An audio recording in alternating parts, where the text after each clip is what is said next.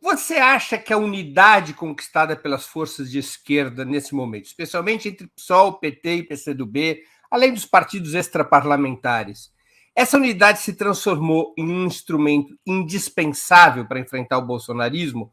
Ou seria apenas uma frente eleitoral que se encerraria no próximo dia 30 de outubro? Os partidos que tu nomina, PSOL, PCdoB, PT, é quase uma frente popular. Mas tem PSB, tem setores, enfim. Né? Não, eu estou me referindo especialmente a esses três partidos de esquerda que possuem e que foram construindo laços de unidade depois de 2016, laços importantes. A minha pergunta, isso é uma ferramenta que você considera indispensável e que deve ser duradoura e se aprofundar, ou é apenas uma frente eleitoral que se encerra no dia 30 de outubro?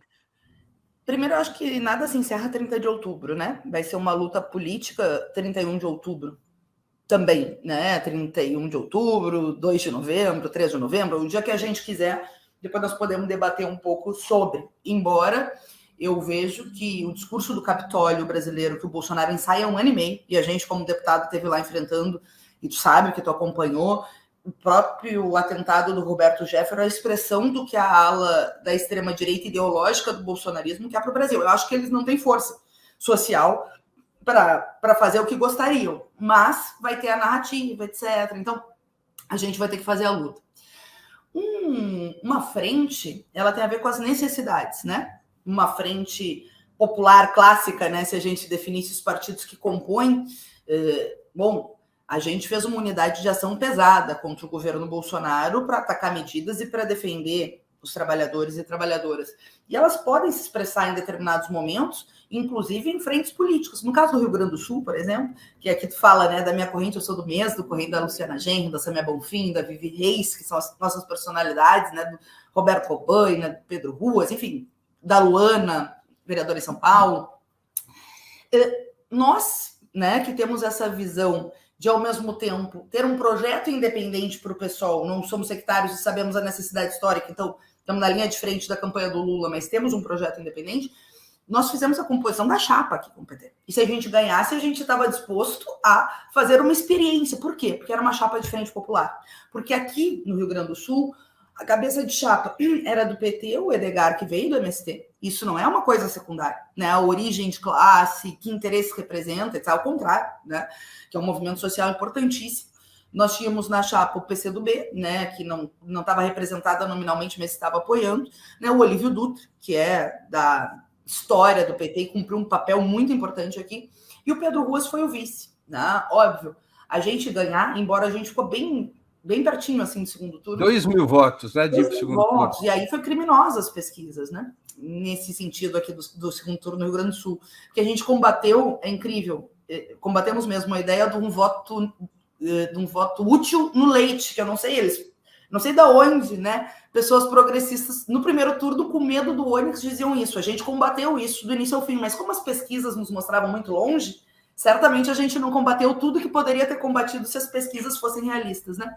Mas, então, o que eu quero dizer com isso? Que é uma composição de frente popular. Não tem partido burguês, né? Não tem representantes dos interesses do sistema político, embora tenham as suas diferenças, mas tem, né, social-democracia clássica, tem partidos, né, que representam o interesse da classe trabalhadora. Seria uma experiência. Nossa própria chegada ao poder seria uma alteração da correlação de forças no Rio Grande do Sul, e a unidade foi muito importante, sabe? Eu também achei, o pessoal está comentando, nós ficamos felizes de fazer essa unidade no Rio Grande do Sul. Que bom que nós conseguimos, afirmando 2 projetos, né? Diferentes que se unem, né? Então, mas não conseguimos vencer. No âmbito nacional, a gente sabe que é mais policlassista. E eu não vou me prender nisso porque eu estou dedicada a eleger Lula presidente, gente. Pensar diferente não significa não saber a responsabilidade histórica que nós temos no 30 de outubro, mas é policlassista. Tem, de novo, elementos de conciliação de classe que, né? Então, é óbvio que a relação com o governo vai ser diferente que em 2003, pressupondo que o Lula vai vencer, e nós vamos fazer de tudo para o Lula vencer, porque nós vamos ter uma extrema-direita organizada, e ninguém é leviano de não ver que tem uma extrema-direita organizada e que nós vamos precisar combater essa extrema-direita com o Lula presidente, né? Com os instrumentos do Estado, e depois nós temos que trocar um pouco sobre isso, mas também é necessário defender um programa alternativo que a gente sabe que a Faria Lima não quer, que a gente sabe que o Henrique Meirelles não quer. Eu não vou ficar nominando aqui, nem outros setores querem, né? Como, por exemplo, o tema da dívida pública, como, por exemplo, a taxação das grandes... Porque a crise é estrutural, né, Breno? A crise do capitalismo é pesada. Claro, a nossa crise da alternativa socialista como referente, etc., também é no campo da consciência, no campo da auto-organização, etc., que talvez seja uma das nossas debilidades mundiais. Mas a crise do capitalismo é profundíssima. E, enfim, quando tem essa conciliação, os burgueses também querem manter os seus interesses, né, de classe. Então, a gente precisa seguir vivo defendendo um programa alternativo pro país para melhorar a vida do povo com um método de mobilização permanente. Só para esgotar esse tema, quando você diz que a estratégia deverá ser diferente de 2003, isso contemplaria, na sua opinião, a hipótese do PSOL participar de um eventual governo Lula? Acho que não. Acho que não deve, não pode, justamente pelo caráter de conciliação de classe. Isso não significa não apoiar o que o governo tiver de bom.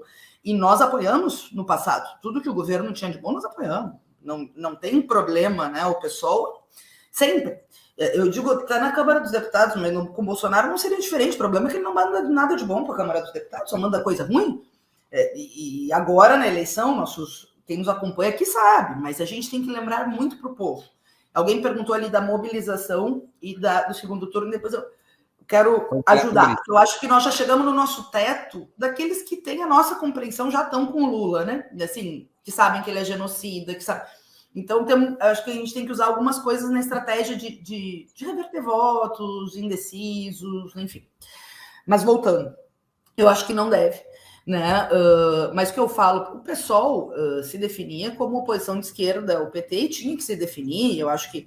Agora, nós vamos entrar num governo que é um governo que vai ter uma oposição de extrema-direita, organizada e com tentáculos, e nós não vamos estar junto com essa gente nem a pau juvenal, porque nós temos uma crítica... A diferença é básica, assim, eu não sei se... Depois tu me ajuda. Nós temos um modelo político e uma dominação econômica. Nós temos uma ditadura do capital com democracia tutelada, conquistada por quem lutou contra a ditadura civil-militar e garantiu na Constituição. O Bolsonaro quer a ditadura do capital com ditadura nas liberdades democráticas, restringindo a possibilidade do povo se organizar e lutar pelos interesses do povo. Nós não queremos a volta da dominação do passado, sabendo que qualquer democracia tutelada é melhor que uma ditadura reacionária, mas nós queremos mais liberdades democráticas e uma agenda econômica que enfrente os interesses das elites econômicas e políticas no Brasil. Então, bom, essa extrema-direita que vai estar organizada para tentar inviabilizar o governo porque quer o fascismo, porque é LGBTfóbica, porque é machista, porque é racista, não tem como. A Câmara se divide em blocos, Breno. Então vai ter o bloco da oposição do PL. Nós juntos, jamais. Né? A pau juvenal, né? E o bloco do governo, que eu acho que o pessoal não deve estar em ministérios, não deve estar em governo pelo caráter de classe do governo, mas deve, obviamente, ser linha de frente do enfrentamento da extrema-direita e da defesa de medidas importantes para a vida do povo brasileiro.